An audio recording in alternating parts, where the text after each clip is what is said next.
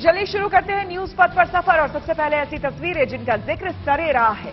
ये तस्वीरें सुर्खियों में भी है और सोशल मीडिया पर भी है। इनसे आपका बाखबर होना बेहद जरूरी है, क्योंकि चौराहे पर इन्हीं की चर्चा है। पंजाब के फरीदकोट में हरप्रीत नाम के एक शख्स ने पैरा मोटर ग्लाइडर बना दिया। बताया गया कि हरप्रीत सिंह पहले बाइक मैकेनिक का काम करते थे। इसके बाद उन्होंने असम में सेना की यूनिट से ट्रेनिंग ली और फिर ये पैरामोटर जहाज बना दिया। हरप्रीत अब इंडियन फ्लाइंग फोर्स में बतौर पैरामोटर पायलट नौकरी भी कर रहे हैं। उनका सपना है कि वो अपने इलाके के लोगों के लिए 2 सीटर पैरामोटर ग्लाइडर बनाएं और हर छोटे बड़े को आसमान की सैर करवाएं। बिहार की जमुई में अलग तरीके से पढ़ाई करवाने को लेकर चर्चा में रहे टीचर रंजीत कुमार का एक और वीडियो सामने आया, जिसमें वो कुछ भावुक छात्राओं को चुप करवाते दिखे। दरअसल ये छात्राएं 7वीं क्लास पास कर 8वीं के लिए दूसरे स्कूल में दाखिला लेंगी, लेकिन वो शिक्षक रंजीत कुमार को छोड़ने पर दुखी हो गयी।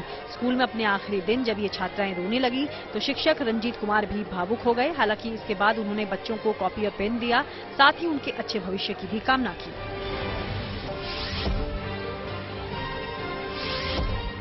बिहार के समस्तीपुर में आजादी के दौरान अहम भूमिका निभाने वाले महानायकों की फोटो प्रदर्शनी लगाई गई। ये पहल सूचना और प्रसारण मंत्रालय ने आजादी के अमृत महोत्सव के तहत की। इसमें बड़ी संख्या में महिलाओं ने भी भाग लिया। इसके आयोजन का मुख्य उद्देश्य लोगों और खासकर छात्रों को फोटो प्रदर्शनी के जरिए स्वतंत्रता सेनानियों, गुमनाम नायकों और अहम घटनाओं के बारे में जानकारी देना था, ताकि अगली पीढ़ी को भी ये पता चल सके कि 75 साल पहले हमें जो आजादी मिली उसके लिए काफी संघर्ष करना पड़ा।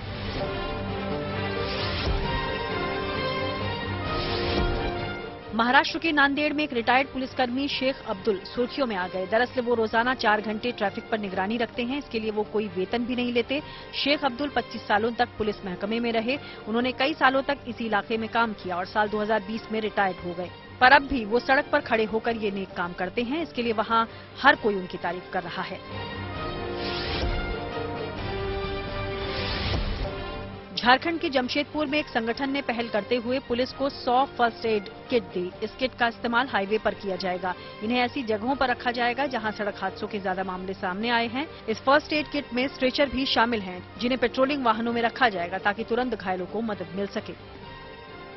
जिंदगी का सफर सुहाना हो, इसके लिए सावधान रहना जरूरी है। रोजमर्रा की आपाधापी में कुछ देर बैठकर सोचना समझना भी जरूरी है कि आपके आसपास क्या हो रहा है और जो कुछ हो रहा है उससे हमारी जिंदगी, हमारा परिवार कैसे प्रभावित हो सकता है। इसलिए हॉर्न बजाकर बाखबर करने वाली खबर जरूरी होती है। और आज की ये खबर यूपीआई पेमेंट से जुड़ी हुई है। अब बड़ी तादाद में लोग फोन के जरिए ट्रांजैक्शन कर रहे हैं। जाहिर है इसमें सुविधा है।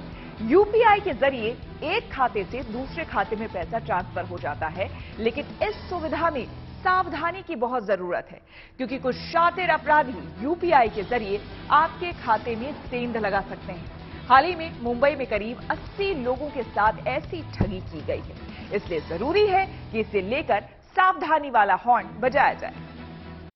धोखाधड़ी करके पिछले दिनों मुंबई में करीब 80 लोगों के खातों में सेंध लगाई गई। इसलिए जरूरी है कि यूपीआई स्कैम को लेकर सावधानी वाला हॉर्न बजाया जाए।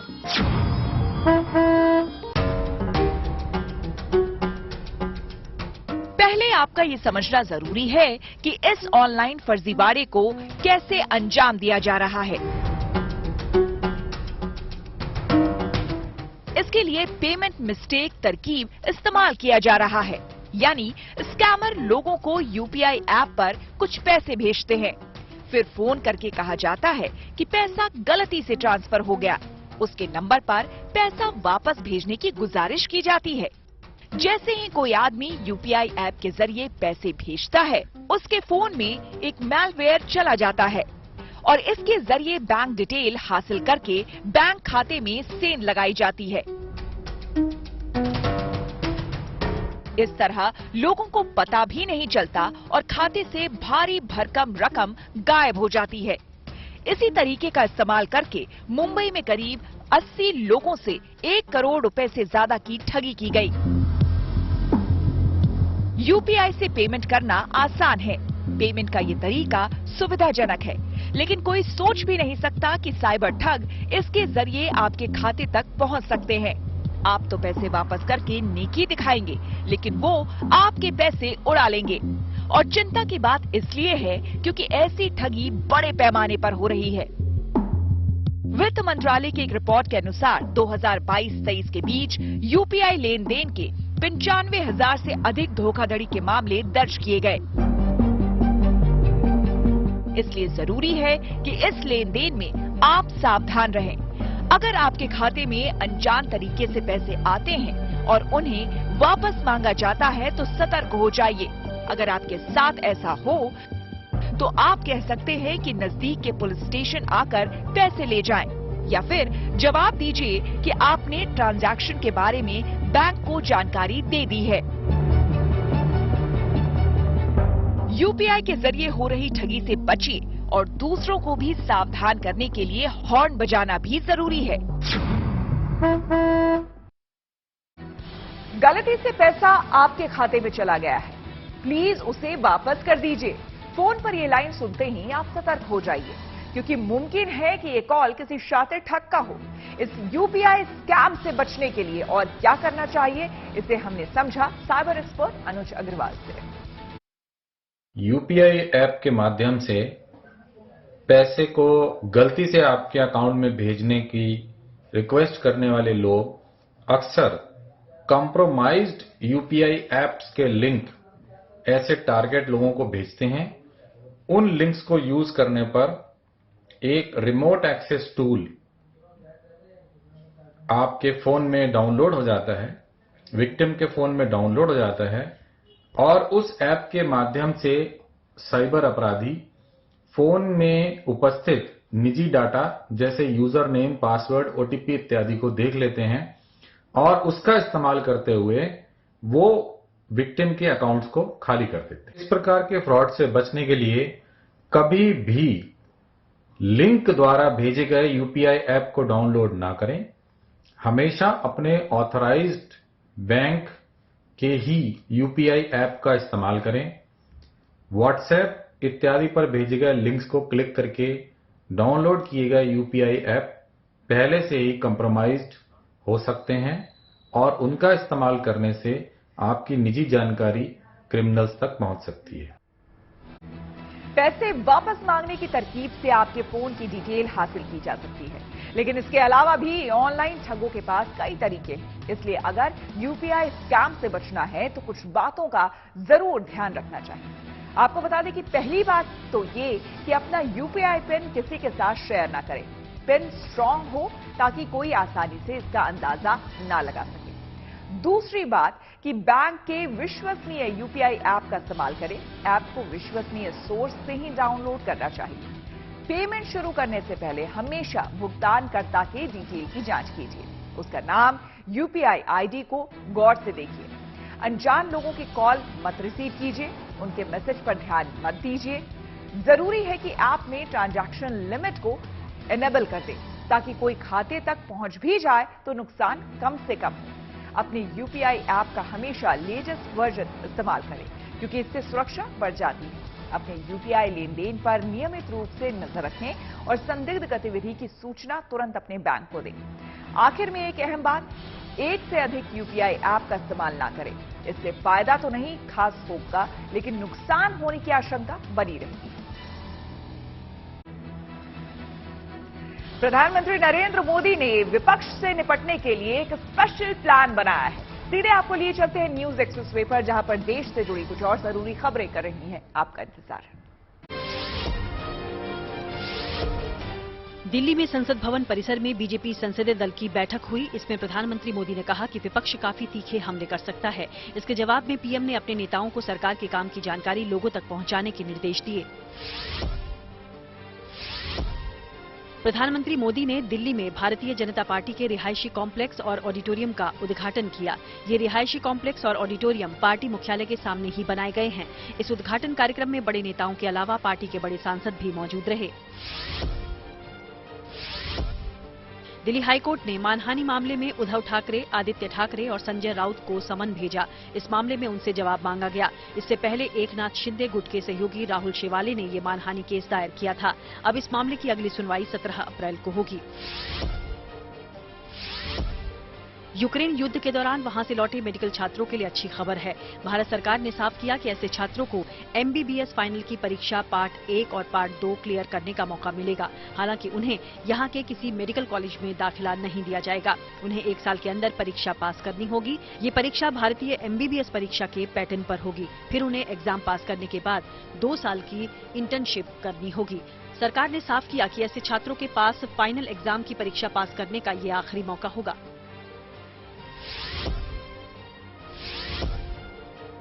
अग्निवीर योजना के तहत पहला बैच नौसेना में शामिल हो गया। इस दौरान INS चिल्का पर भव्य पासिंग आउट परेड हुई।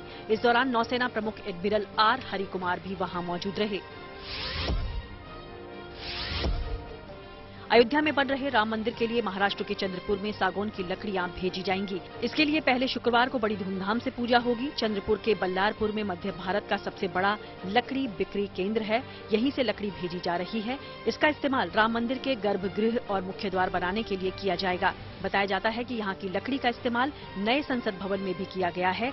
ये लकड़ी बेहद टिकाऊ है, इसे कीड़ा भी नहीं लगता। कहा जाता है कि इस लकड़ी में करीब 500 सालों तक कोई खराबी नहीं आती। खबरों के एक्सप्रेसवे से आगे रुक करते हैं सियासी ढाबे का, जहां आज की सबसे दिलचस्प खबर मौजूद है। राहुल के बयान और JPC की मांग पर घमासान पहले से तेज है, लेकिन राहुल का सरकारी बंगला भी अब तकरार की वजह बन गई है। एक और बीजेपी मोदी सरनेम वाले राहुल के बयान को OBC का अपमान बता रही है, तो दूसरी ओर कांग्रेस अडानी मामले में सरकार को घेर रही है।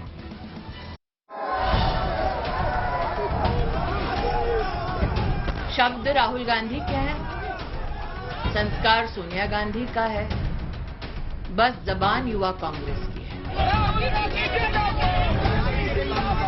शब्द आपके, संस्कार आपके, जुबान आपकी। जनता का एक सवाल है, उसका जवाब दीजिए। अडानी से आपका रिश्ता क्या है? अडानी की जांच क्यों नहीं हो रही? यही राजनीति है। जुबान पर जनता है, पर मन में नेता है। नेता यानी राहुल गांधी। सदस्यता गई, बंगला भी गया, पर मुद्दा नहीं गया। कांग्रेस राहुल को सियासी शहीद साबित करना चाह रही है और बीजेपी देश विरोधी। अडानी मामले की जांच और राहुल के लंदन वाले बयान पर घमासान तो पहले से है। अब राहुल की सांसदी जाने और घर खाली करने का नोटिस मिलने पर तकरार और तेज हो गई है। घर उनका नहीं है, जनता का है। देखिए, कांग्रेस पार्टी इस बात की आदी हो चुकी है कि जैसे अमेठी में गरीब नागरिकों की जमीन हड़पा ली, वैसे ही आज देश की राजधानी में टैक्स पेयर का मकान हड़प लेंगे। उनके लिए घर कहीं से भी, उन्होंने साफ कहा है कि घर मेरे लिए महत्वपूर्ण नहीं है, और ये बात सच है। पर जरा सा मुझे बताइए, ये कैसे अडवाणी जी को मिला है? उनकी भी सिक्योरिटी जेट प्लस है। ये कैसे मुरली मनोहर जोशी को मिला हुआ है? जेट प्लस है। कैसे दिनेश शर्मा को मिला हुआ है? जेट उनकी सिक्योरिटी कैसे मिला हुआ है 1-2 और लोगों को? तो देखिए ना, पूरी फहरिस्त है। आजाद साहब है, आनंद शर्मा जी है। राहुल गांधी के पीछे ये सरकार पड़ी हुई है, उनको विचलित करना चाहती है। जिस बंगले को राहुल को खाली करना है, वहां वो 19 सालों से रह रहे हैं। 2 दशक लंबा वक्त होता है।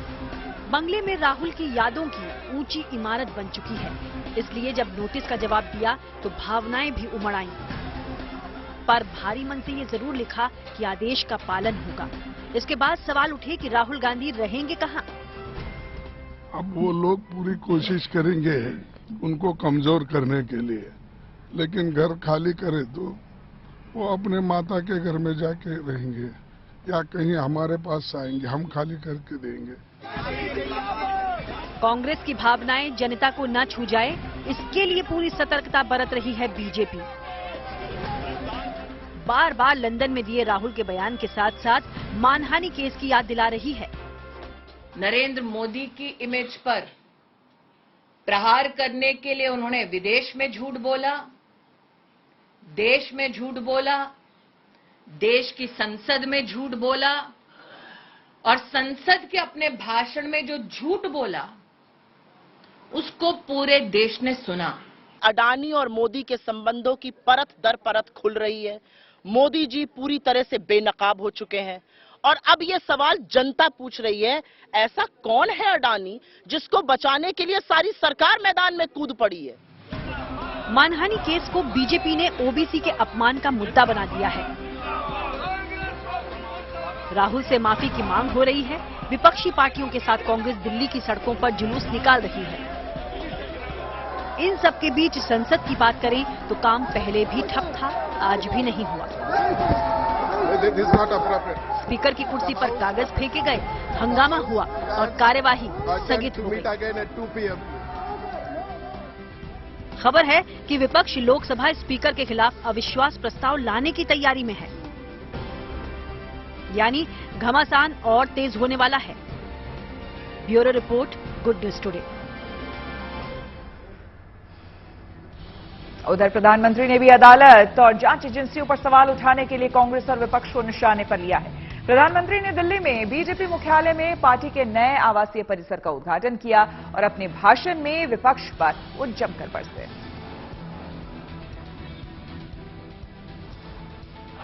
जो लोग भ्रष्टाचार में लिप्त हैं, उन पर जब एजेंसियां कार्रवाई करती हैं तो एजेंसियों पर हमला किया जाता है।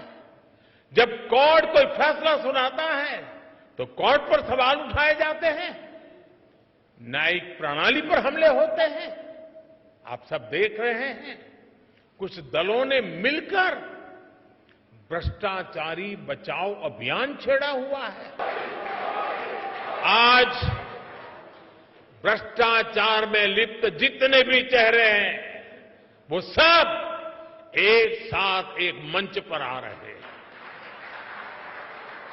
पूरा देश ये देख रहा है, देश समझ रहा है।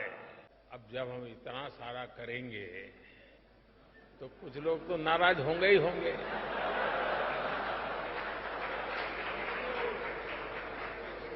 वो अपना गुस्सा भी निकालेंगे, लेकिन इनके झूठों आरोपों से न देश झुकेगा, न भ्रष्टाचार के विरुद्ध कार्रवाई थमने वाली। कांग्रेस के नेता कभी कहा करते थे, जनसंघ के जमाने में बड़े बड़े नेता कहते थे, जनसंघ को जड़ से उखाड़कर फेंक देंगे। ये उनके बड़े बड़े नेता बोलते थे जी। और आज की कांग्रेस कहती है कि मोदी तेरी कब्र खुदेगी। जनसंघ को मिटाने की, भाजपा को मिटाने की अनेक बार साजिशें हुई। और ये तो वो लोग हैं जिन्होंने मुझे भी जेल में डालने के लिए क्या क्या जाल नहीं बिछाई, लेकिन वो पूरी तरह नाकाम रहे। बाद अतीक अहमद को सजा मिल गई। उमेश पाल अपहरण केस में अदालत ने उसे उम्र कैद की सजा सुनाई है।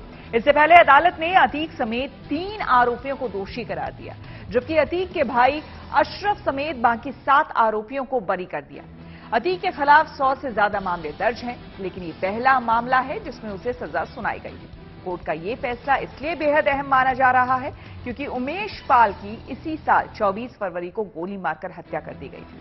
इस मामले में भी अतीक, उसका भाई अशरफ, बेटा असद समेत 9 लोग आरोपी हैं। हमारी सरकार पूरी तरह से अपराध और अपराधियों के खिलाफ अभियान चलाकर उनका सफाया कर रही है। अदालत में पैरवी की जा रही है, एक एक अपराधी को कड़ी से कड़ी सजा मिले, इस दिशा में हमारी सरकार लगातार काम कर रही है। आज माफियाती घोषी में पैरवी के तहत सजा मिली है उम्र कैद की, और पूरे प्रदेश में लोग मान रहे हैं कि भयमुक्त वातावरण बन रहा है। न्यूज पथ पर आगे धन बाजार है, जहां शेयर बाजार से लेकर कारोबार तक की सभी अहम खबरें होती है और इसका सीधा रिश्ता आपकी आमदनी और आपकी जेब से होता है। तो तेज रफ्तार खबरों के बीच ये जरूरी खबरें छूट ना जाए, इसलिए सीधे आपको लिए चलते हैं धन बाजार। मंगलवार को 30 शेयरों वाला सेंसेक्स 40 पॉइंट घटकर 57,614 के स्तर पर बंद हुआ। वहीं निफ्टी में 34 अंक की गिरावट दर्ज की गई, जो 16,952 के स्तर पर बंद हुआ। HDFC सिक्योरिटीज के अनुसार मंगलवार को सोने का भाव 230 रुपए गिरकर प्रति 10 ग्राम 58,750 रुपए हुआ। इससे पहले के कारोबार में इस येलो मेटल की कीमत प्रति 10 ग्राम 58,980 रुपए रही। चांदी भी 380 रुपए लुढ़की। 1 किलो चांदी का दाम 69,700 रुपए रहा। केंद्र सरकार ने पैन को आधार से लिंक करने की डेडलाइन बढ़ा दी। CBDT ने बताया कि अब लोग 30 जून तक इसे लिंक करा सकते हैं। इससे पहले पैन और आधार को जोड़ने की आखिरी तारीख 31 मार्च तय की गई थी। EPFO ने PF में जमा राशि पर मिलने वाले ब्याज दर में इजाफा कर दिया। वित्त वर्ष 2022-23 में अब PF अकाउंट होल्डर को 8.15% की दर से ब्याज मिलेगा। इससे पहले EPFO ने मार्च में 2021-22 के लिए PF पर ब्याज घटाकर 8.1% किया था। हालांकि अब इसमें 0.05% की बढ़ोतरी हुई है। और अब रुक करते हैं प्रगति मार्ग का, जहां ऐसी खबरें हैं जो कि देश की तरक्की, प्रगति और लोगों की काबिलियत दिखाती है। स्कूलों में नया सेशन शुरू हो गया है, नई किताबें भी आ गई है। ऐसे में अगर आप अपने बच्चों को पुरानी किताबों को उनके रद्दी में बेचने की सोच रहे हैं, तो आपके पास इससे भी और बेहतर विकल्प है। दिल्ली पुलिस एक मुहिम चला रही है, जिसके तहत वो गरीब बच्चों तक किताबें पहुंचाने के लिए बुक बैंक बनाने का नेक काम कर रही है। इस मुहिम में आप भी भागीदारी निभा सकते हैं।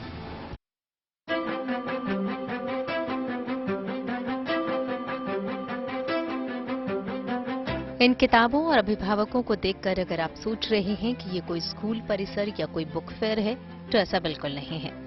दरअसल ये दिल्ली पुलिस के एक मुहिम का हिस्सा है। ये दिल्ली पुलिस का एक बुक बैंक है, जहां बच्चों की पुरानी किताबें जमा की जा रही हैं। मकसद है गरीब बच्चों को किताबें मुहैया कराना। आउटर डिस्ट्रिक्ट दिल्ली पुलिस का जो कम्युनिटी पुलिसिंग का ऑफिस है, वहां हम मौजूद हैं और यहाँ पर आप इस वक्त ये ढेर सारी किताबें देख पा रहे हैं।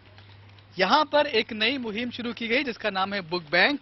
क्या करेंगे इसमें उन बच्चों से बुक्स ली जा रही हैं जो पास आउट होकर अगली क्लास में पहुंच गए हैं।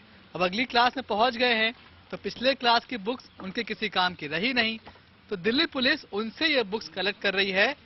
इन बुक्स को अच्छे से रैप कर रही है, एक पैकेट बना रही है और फिर इस पैकेट को दिया जाएगा स्लम्स के बच्चों को, उन बच्चों को जिनकी पहुंच से स्कूल दूर है, ये किताबें दूर हैं, शिक्षा दूर है। ये नेक शुरुआत की है दिल्ली पुलिस की कम्युनिटी पुलिसिंग ने। इसके तहत उन किताबों को इकट्ठा किया जा रहा है जो नई क्लास में जा रहे बच्चों के लिए पुरानी हो चुकी हैं।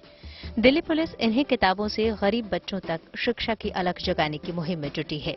इसके लिए दिल्ली पुलिस ने विज्ञापन के जरिए लोगों से इस मुहिम में जोड़ने की अपील की है, ताकि गरीब बच्चों तक आसानी से किताबें पहुंचाई जा सकें।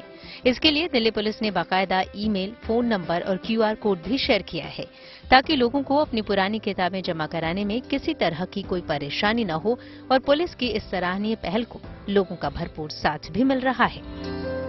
इसके लिए हमने मुहिम चलाई है बुक बैंक की, जिसमें एक NGO सिनी फाउंडेशन और हमारी community policing cell outer district की दोनों मिलकर बुक्स कलेक्ट कर रहे हैं।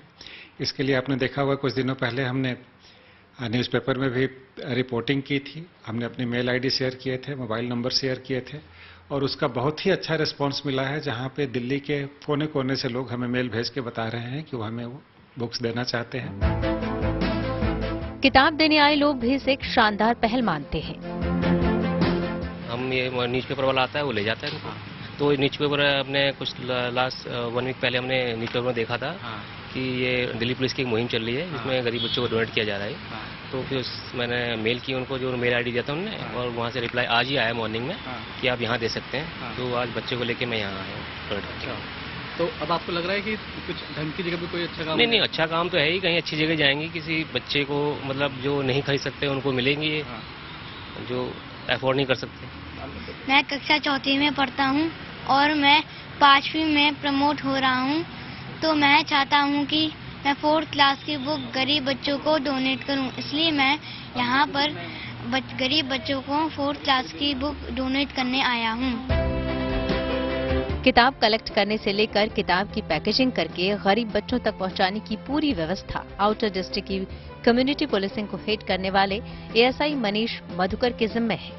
दिल्ली पुलिस ने अपनी इस मुहिम से 20,000 किताब इकट्ठा करने की योजना बनाई है उन्हें उम्मीद है कि इससे वो करीब 2000 गरीब बच्चों तक किताबें पहुंचाने में मददगार साबित होंगे। शानदार पहल शुरू की गई है, तो आप भी अगर दिल्ली के रहने वाले हैं तो आपके पास भी बहुत सारी किताबें होंगी, तो नंबर घुमाइए, दिल्ली पुलिस को मेल करिए और बेझिझक अपनी किताबें उनको दीजिए और ज्ञान की इस बहती गंगा में अपना योगदान भी कर डालिए। कैमरामैन किशन कुमार के साथ Manish Chaurasia, good news today, Delhi. News पथ पर आगे पब्लिक होर्डिंग पर यूपी से जुड़ी एक अच्छी खबर है। उत्तर प्रदेश में एक और इंटरनेशनल क्रिकेट स्टेडियम बनाने का रास्ता साफ हो गया है। आपको बता दें कि उत्तर प्रदेश क्रिकेट एसोसिएशन ने नोएडा में अंतर्राष्ट्रीय स्तर का क्रिकेट स्टेडियम बनाने के प्रस्ताव को मंजूरी दे दी है। नोएडा के सेक्टर 150 में प्रस्तावित इस स्टेडियम में 35,000 दर्शकों के बैठने की क्षमता होगी। नोएडा ग्रेटर नोएडा एक्सप्रेसवे के पास बनने वाले इस स्टेडियम का निर्माण लोटस ग्रीन कंस्ट्रक्शन कंपनी करेगी। उत्तर प्रदेश क्रिकेट एसोसिएशन ने स्टेडियम का निर्माण करने वाली कंपनी को 25 मार्च को जारी लेटर में प्रस्ताव मंजूर करने की जानकारी दे दी। डेवलपर को लेटर के साथ राष्ट्रीय और अंतर्राष्ट्रीय स्तर के स्टेडियम के लिए जरूरी सभी आवश्यकताओं और सुविधाओं की लिस्ट दी गई है। यूपी में पहले से ही कानपुर और लखनऊ में इंटरनेशनल लेवल के क्रिकेट स्टेडियम बने हुए हैं, जबकि वाराणसी और गाजियाबाद में 2 स्टेडियम का निर्माण पाइपलाइन में है। अब अगर नोएडा में आईसीसी और बीसीसीआई की गाइडलाइंस के मुताबिक स्टेडियम का निर्माण होता है तो ये उत्तर प्रदेश का 5वां इंटरनेशनल क्रिकेट स्टेडियम होगा। स्टेडियम बनाने वाली कंपनी ने उत्तर प्रदेश क्रिकेट एसोसिएशन की तरफ से मिली मंजूरी की बात को कंफर्म किया है। कंपनी ने कहा है कि उन्होंने इसके लिए नोएडा अथॉरिटी के पास प्लान भेजा है। इसको मंजूरी मिलते ही प्रोजेक्ट पर काम शुरू होगा, जिसे 3 साल में पूरा करने का लक्ष्य है। ट्विटर पर बदलने वाले हैं कुछ और नियम। जी हां, टेक्नोलॉजी से जुड़ी ऐसी ही हर एक जरूरी खबर को जानने और समझने के लिए आपको सीधे लिए चलते हैं डिजिटल गली। ट्विटर पर अब सिर्फ वेरीफाइड अकाउंट वाले ही वोट डाल पाएंगे। 15 अप्रैल से ये नियम लागू हो जाएगा। साथ ही ट्विटर चीफ एलन मस्क ने ये ऐलान किया कि फॉर योर रिकमेंडेशन वाला फीचर भी हट जाएगा। यानी आप स्पोर्ट्स जैसी चीजें पसंद करते हैं तो अब आपको ऐसे वीडियो या पोस्ट नहीं दिखेंगे। इसके लिए यूजर्स को ब्लू टिक जैसा सब्सक्रिप्शन लेना होगा। ये फ्री वाला टिक 1 अप्रैल से हटने वाला है। जल्द ही केंद्र सरकार से जुड़े विभागों में टेक्नोलॉजी से जुड़ा बड़ा बदलाव होगा। इसके तहत सभी विभागों में ईमेल हिंदी में भी किए जाएंगे। केंद्रीय आईटी मंत्रालय में एडिशनल सेक्रेटरी भुवनेश कुमार ने ये जानकारी दी। उनके मुताबिक इसे अगले 2 सालों में शुरू कर दिया जाएगा। ट्विटर पर बीबीसी न्यूज पंजाबी का अकाउंट कई घंटों तक ब्लॉक रहा। हालांकि फिर इसे दोबारा चालू कर दिया गया। इससे पहले जब ये ब्लॉक किया गया तो अकाउंट पर इसके लिए कानूनी वजह लिखी हुई आ रही थी, लेकिन अब इसमें पहले की तरह खबरें शुरू हो गई। न्यूज पथ पर अब सोशल अड्डा पर थोड़ा सा रुकते हैं और आज के मुद्दे पर लोगों की राय जानते हैं। सोशल अड्डा में आज का मुद्दा नोएडा स्पोर्ट्स सिटी से जुड़ा हुआ है, जहां स्पोर्ट्स के नाम पर दी जाने वाली सुविधाओं पर 10 साल बाद भी कोई काम नहीं हुआ है। आपको बता दें कि नोएडा में स्पोर्ट्स सिटी बसाने के लिए साल 2010-11 में डेवलपर्स को 180 एकड़ जमीन दी गई थी। स्पोर्ट्स सिटी प्रोजेक्ट से जुड़ी ये जमीन नोएडा के सेक्टर 78, 69 और 101 में दी गई थी। इस प्रोजेक्ट में कई बिल्डर्स को शामिल किया गया था, जिन्हें रेजिडेंशियल सोसाइटी के साथ ही खेल सुविधाओं पर भी काम करना था। लेकिन ज्यादातर बिल्डर्स ने रिहायशी टावर तो खड़े कर दिए, लेकिन खेल सुविधाओं पर काम नहीं किया। जमीन अलॉट किए जाने के करीब 12 साल बाद भी स्पोर्ट्स सिटी प्रोजेक्ट पूरा नहीं होने पर नोएडा अथॉरिटी ने नोटिस जारी किया है। ये नोटिस प्रोजेक्ट के main developer 3C green developers समेत प्रोजेक्ट में शामिल 12 अन्य बिल्डर्स को भी भेजा गया है। नोटिस में कहा गया है कि अगर 15 दिन में डेवलपर्स ने जवाब नहीं दिया तो स्पोर्ट्स सिटी प्रोजेक्ट की लीज डीड कैंसिल करने की प्रक्रिया शुरू कर दी जाएगी। 3 सेक्टर्स में पहले नोएडा स्पोर्ट्स सिटी प्रोजेक्ट को जमीन आवंटित किए जाने के 7 साल में पूरा होना था, लेकिन 12 साल बाद भी ये प्रोजेक्ट अधूरा पड़ा है। स्पोर्ट्स सिटी प्रोजेक्ट के तहत 70% जमीन पर खेल और उससे अधिक इंफ्रास्ट्रक्चर को विकसित किया जाना था, जबकि बाकी 30% जमीन का इस्तेमाल रिहायशी और व्यावसायिक निर्माण के लिए होना था। डेवलपर्स को इस इलाके में स्पोर्ट्स इंफ्रास्ट्रक्चर पर कुल 410 करोड़ रुपए खर्च करने थे, लेकिन इस पर कोई काम नहीं किया गया। फिलहाल 3C green developers national company law tribunal के सामने कॉर्पोरेट दिवालिया समाधान प्रक्रिया का सामना कर रहा है। 3C ग्रीन डेवलपर्स ने नोएडा अथॉरिटी के नोटिस पर कहा है कि ये अथॉरिटी पहले ही, आपको हम बता दें, दिवालिया प्रक्रिया में अपना दावा पेश कर चुकी है और अंतिम आदेश का इंतजार है। नोएडा अथॉरिटी का ये एक अकेला प्रोजेक्ट नहीं है जिसमें वर्षों से देरी हुई है। नोएडा में ऐसे कई रेजिडेंशियल प्रोजेक्ट्स हैं जो कि कई वजहों से अधूरे हैं, कहीं निर्माण कार्य पूरा नहीं हुआ है तो कहीं लोग बिना रजिस्ट्री के ही फ्लैट में रह रहे हैं। आज सोशल अड्डा में हमने नोएडा के लोगों से इसी मुद्दे पर बात की और उनकी राय जाननी चाहिए। नोएडा अथॉरिटी के द्वारा करीब 24 से ज्यादा ऐसे बिल्डर हैं, 68, 78, 79 और 101 तीन सेक्टरों में करीब 300 एकड़ से ज्यादा जमीन दी गई थी और स्पोर्ट्स सिटी बनाने के लिए 70% बोला गया था, बाकी 30% में ग्रुप हाउसिंग के लिए बोला गया था। तो अभी तक 24 में से किसी बिल्डर ने वहां पे स्पोर्ट्स सिटी के लिए कुछ नहीं बनाया है, जिसको देखते हुए नोएडा अथॉरिटी ने नोटिस भेजा है। उस पर आप क्या कहेंगे, क्योंकि आप नोएडा के वासी हो उसके लिए? देखिए, ऐसा है, इसमें तो नोएडा की खुद की अपनी ही गलती है। सबसे पहले जिन्होंने इतने 10-12 साल हो गए आज तक ये उन्होंने देखा नहीं कि ये कर क्या रहे हैं। और दूसरा उन बिल्डरों की तो है ही है, लेकिन उन अधिकारियों की भी है जिनको ये देखना चाहिए था कि अभी तक इनको अगर हमने इनको जमीन अलॉट की, ये कर क्या रहे हैं। यही हाल उससे पहले आज से 30 साल पहले बॉटनिकल गार्डन का हुआ। जमीन उनको बॉटनिकल गार्डन के लिए मिली, उन्होंने कुछ नहीं किया, आगे बेच दी। फिर क्या हुआ उसका, जिसकी आप बात अभी कर रहे हो उसमें भी कई लोगों ने बेचारों ने पैसा इन्वेस्ट किया। हमारे भी कोई हैं जिनका इन्वेस्ट पैसा उसमें हुआ है। अच्छा, अब वो बेचना चाह रहे हैं, बिक भी नहीं रहा उनका। क्यों? वो कहते हैं ये तो स्पोर्ट्स कॉम्प्लेक्स के लिए, ये तो रेजिडेंशियल के है ही नहीं। अब लोग मर रहे हैं, ना नोएडा अथॉरिटी को कुछ लेना देना है, ना आपका बिल्डर का कुछ जाता है। अब ऐसी चीजों के, ऐसे प्रोजेक्ट्स के लिए कोई कानून ऐसा आना चाहिए जो अकाउंटेबिलिटी हो। सबसे पहले तो जमीन जो पूरी देनी चाहिए थी नोएडा को, वो पूरी एक्वायर करके नहीं देते हैं। और जब वो आदमी पूरी जमीन नहीं मिलती है तो वो अपना प्रोजेक्ट कैसे शुरू करे। अब जब प्रोजेक्ट कंप्लीट नहीं होता तो मरते वो हैं जो प्रोजेक्ट में ऑक्यूपेंट हैं, जिन्होंने बुकिंग की हुई है, और उनके पैसे दिए हुए ग्रेटर नोएडा को या नोएडा अथॉरिटी दोनों को जाते हैं। पर बाद में आकर जो सारे जितने प्रोजेक्ट हैं वो एनसीएलटी में चले जाते हैं। योगी जी और मोदी जी कहते हैं 2022 तक लोगों को घर देंगे, तो जिन लोगों ने घर के लिए पैसा दिया हुआ है 30 लाख, 40 लाख, 60 लाख या 1-1 करोड़ रुपया, उनको घर नहीं मिले। उन्होंने किस्त भी भरी है, पैसा बैंक का लोन लेकर किस्तें भी चुकाई हैं, पर आज तक वो उसी स्टेज में है जो 2010 में थे।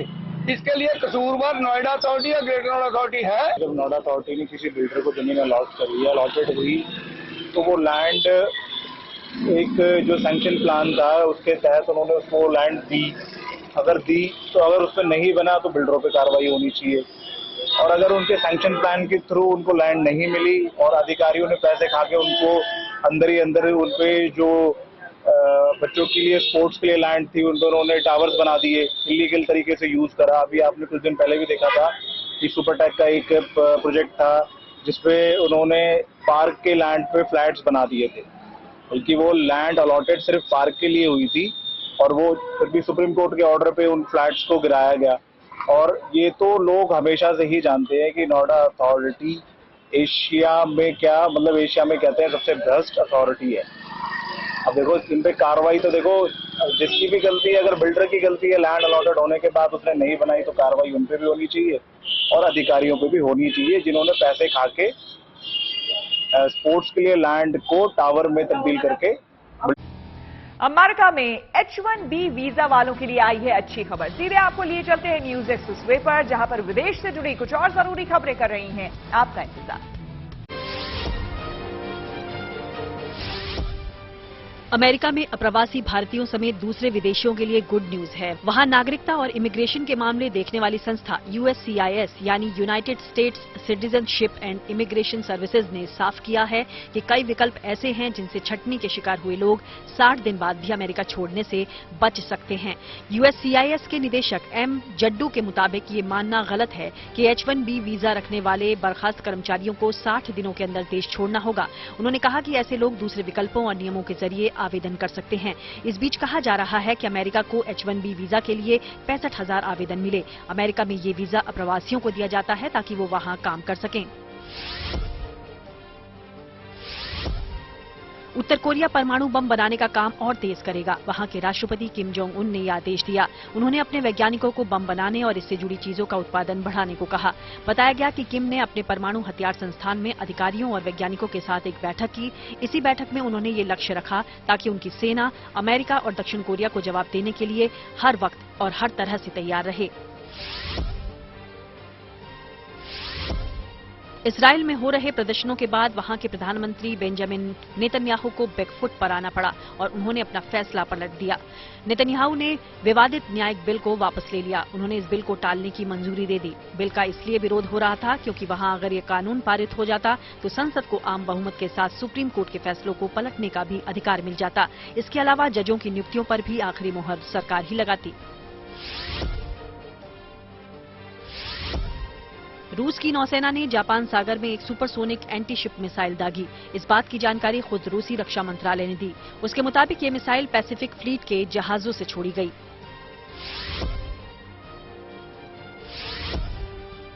बढ़ती महंगाई के बीच पाकिस्तान में अनाज की लूटपाट का एक और वीडियो सोशल मीडिया पर वायरल हो गया। दावा है कि ये वीडियो पेशावर का है, जिसमें कई लोगों की भीड़ वाहन के ऊपर चढ़कर गेहूं की बोरियां चुरा रही है।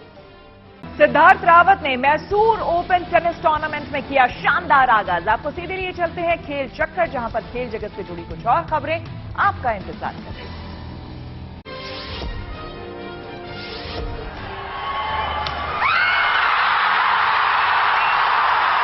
आईपीएल शुरू होने से पहले चेन्नई सुपर किंग्स के कप्तान महेंद्र सिंह धोनी का एक और वीडियो वायरल हो गया। वो एक प्रैक्टिस मैच में छक्कों की बारिश करते नजर आए। चिपॉक स्टेडियम में ऐसी धमाकेदार बैटिंग देखकर फैंस धोनी धोनी कहते दिखे। स्टेडियम में धोनी की दीवानगी इस कदर है कि हजारों की संख्या में दर्शक उनकी प्रैक्टिस देखने के लिए ही आ रहे। अफगानिस्तान के लेग स्पिनर राशिद खान ने पाकिस्तान के खिलाफ 3 मैचेस की T20 सीरीज में हैरतअंगेज कमाल कर दिया। उन्होंने बिना बाउंड्री दिए T20 इंटरनेशनल में लगातार 105 गेंद फेंकी। ऐसा करने वाले राशिद दुनिया के पहले गेंदबाज बन गए। वेट लिफ्टर भराली बेदब्रते ने वर्ल्ड यूथ चैंपियनशिप में कांस्य पदक जीता। उन्होंने 67 किलोग्राम भार वर्ग में ये कामयाबी हासिल की। भराली ने 119 और 148 किलोग्राम वजन उठाया। टेनिस खिलाड़ी सिद्धार्थ रावत ने मैसूर ओपन के प्री क्वार्टर फाइनल में एंट्री कर ली। उन्होंने मुकाबले में अमेरिका के डाली ब्लांच को 6-3 और 6-2 से मात दी। वहीं इशाक इकबाल, फैजल कमर और करण सिंह ने भी अपने अपने मुकाबलों में जीत हासिल कर ली। बैडमिंटन खिलाड़ी पीवी सिंधु रैंकिंग में टॉप 10 से बाहर हो गईं। अब वो 2 पायदान नीचे 11वें नंबर पर हैं। नवंबर 2016 के बाद ये पहली बार हुआ है जब सिंधु विश्व टॉप 10 रैंकिंग से बाहर हुई।